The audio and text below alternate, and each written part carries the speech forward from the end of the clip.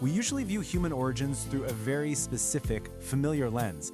But when we zoom out and look at the global data, a totally different and honestly much more empowering narrative emerges. Most of us know the Garden of Eden as this tragic tale of ruined perfection, right? The general assumption is that human nature is fundamentally broken just because someone broke a rule a long, long time ago. But what if that interpretation is entirely wrong? I mean, what if we've literally been misreading our own origin story this whole time? Now, the really wild thing here is that the Augustinian idea of original sin, this whole concept of inherent badness and inherited guilt, is actually globally unique. Almost every other ancient culture views this initial fall of humanity not as some terrible curse, but as a completely necessary step in growing up. It's not a catastrophic failure, it's an upward fall towards spiritual growth and ultimately becoming a steward of the world. Part 1. Rethinking the fall. To truly understand this, we have to rethink the fall entirely, starting right where humanity started, the nursery. Modern Jungian psychology actually maps this concept out perfectly, viewing these ancient stories as basically biological allegories. So we start in step 1, a state of pre-egoic oneness. It's this infant-like connection with our environment before we even really have an ego. Then comes step 2, a sudden grab for independence or self-awareness. And finally, step 3, we're pushed out into the wilderness to find our own individual identity. It is the birth of the human ego. Let's look at how different cultures describe this initial nursery phase. In Inuit mythology, early humans lived in what you could really only call a state of utopian paralysis. It was comfortable, sure, but totally stagnant. There was no war, there was endless light, but nothing ever changed. There was absolutely zero growth. The crucial point is captured beautifully in this Inuit myth. An old woman declares that there absolutely must be death to make room for the young. In this worldview, death, darkness, and the end of that perfect nursery, they weren't some punishment from an angry God. They were the biological and spiritual prerequisites for new life, adaptation, and actual maturity. And we see the exact same thing from across the globe in the Mayan Popol Vuh. Their gods created the maze men, who were perfect. Actually, scratch that. They were way too perfect. They could see everything in the universe, which essentially made them equals to the gods, which, was a bit of an oversight. Since perfection without the capacity for learning is pretty much useless, the gods essentially had to blow mist into the eyes of the first humans. They had to limit their vision to force them to learn wisdom through actual, messy human experience. Part 2. Escaping the perfect nursery. This brings us to the pivotal moment of transition. That famous forbidden bite of the fruit is really all about escaping that perfect, stagnant nursery. Let's totally re-examine that bite. Eastern Orthodoxy teaches the concept of theosis. They argue that Adam and Eve weren't these evil beings who ruined the world. They were just unready. They were created as spiritually immature children who were meant to grow over time. Think of it like a toddler trying to drive a car. Their bite was simply a premature grab for independence that they just weren't developmentally ready to handle yet. And this brilliantly illustrates how cultures worldwide use the concept of a forbidden bite to symbolize the messy, totally necessary birth of the human ego. We see this everywhere. From the curiosity that opens Pandora's jar in Greece, to the Ife people's forbidden gourd in West Africa, to the Polynesian myth where violating a taboo around a divine eel actually grows the tree of life. In every single case, breaking the rule ends the golden age, but it introduces the complex reality of human agency. Judaism explicitly calls this the bite that falls upward. By eating from the tree of knowledge, humans gained the Yetzer Hara, the inclination towards self, which gave them profound moral agency. The thinking here is just brilliant. You simply cannot be holy without the ability to choose otherwise. Before the bite, humans were just living by pure instinct, with zero moral weight. Gnostic texts even flip the script entirely. They view the bite not as a sin, but as a crucial wake-up call. The serpent is seen as a liberator, delivering gnosis, direct knowledge, to make humans realize they possess a literal spark of the divine.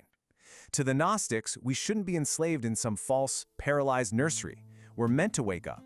Part 3. The wilderness of isolation. But waking up and leaving that nursery, well, it definitely has a cost. It means facing the brutal reality of isolation.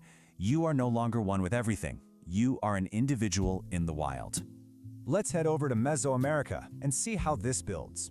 Even Quetzalcoatl, the perfect priest-king who lived in a nursery of absolute purity, experiences a massive fall.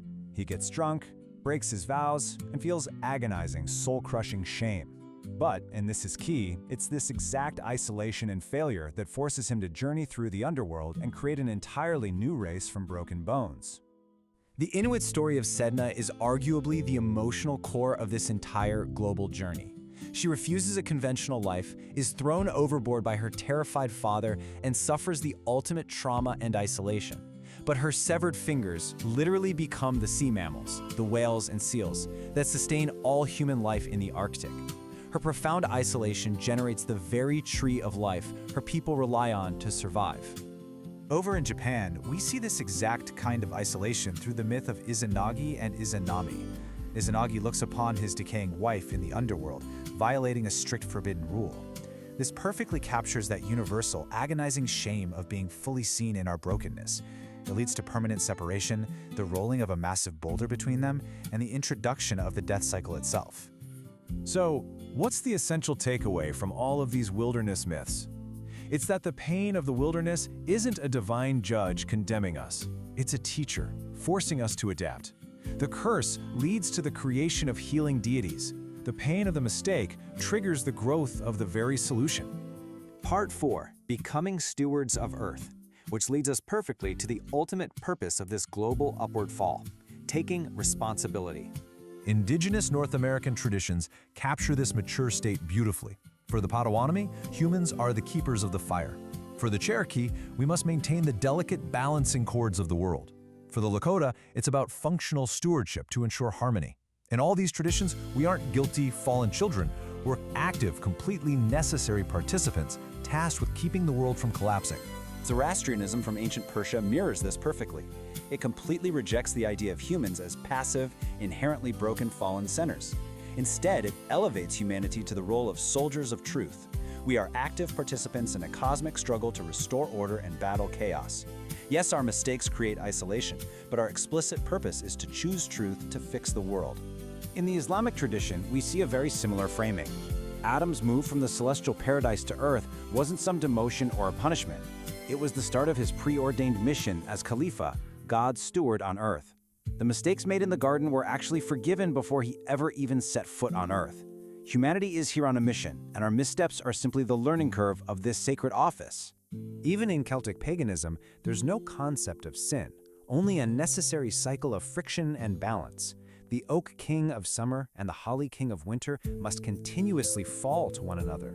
The winter of reflection and isolation absolutely must happen so the summer of communal flourishing can return. It's a system of continuous stewardship that actively prevents stagnation.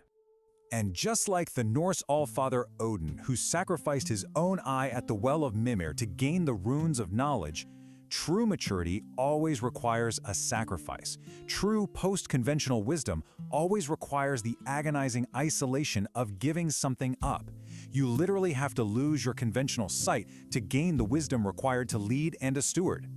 So, when we look at the data across human history, the verdict is incredibly clear. We aren't a ruined species, cursed by a single catastrophic bite. We are a species that simply grew up. We left the perfect nursery, braved the isolating wilderness, and took on the heavy burden of consequence. So I want to leave you with this.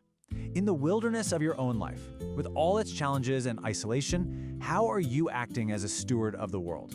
Keep exploring, keep questioning. Canvas was blank. The garden was still. Before the first heartbeat, before the first will.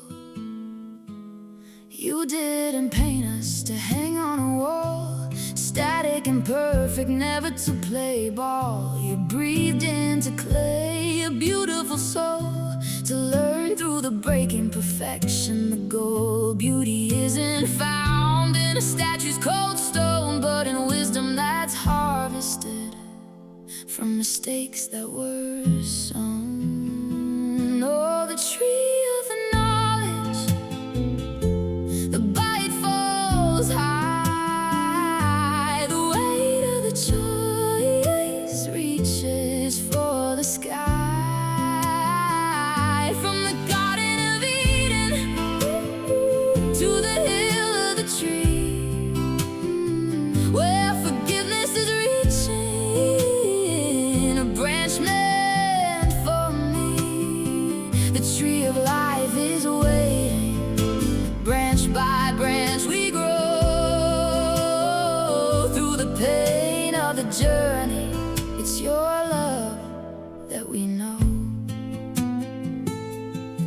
broken are beautiful. The scars tell the truth of the pride of the aging and the fire of youth. Each mistake was a burden that paralyzed deep. A weight in our hearts we endlessly weep. But the tears that we cried are the brush in your hand, painting grace on our soul for mistakes that were grand. At the tree of the crossroads at Calvary's wood, the bad is transformed into permanent good. Like a stone in the current, our guilt is cast wide to the depths of the ocean, carried out with the tide. The soul is restored, the paralysis ends, as the teacher and students become again friends. Oh, the tree of the knowledge, the bite falls high.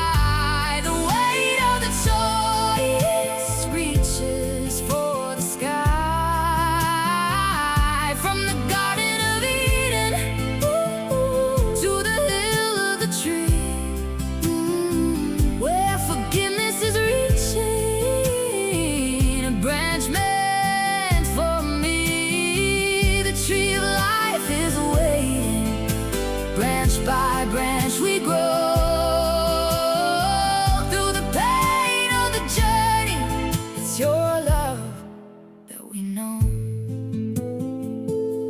Like children who learn, we now walk through the door, knowing good, knowing evil, but fearing no more. With our hands in the dirt and our eyes on the sun, co-creators with you, our work has begun.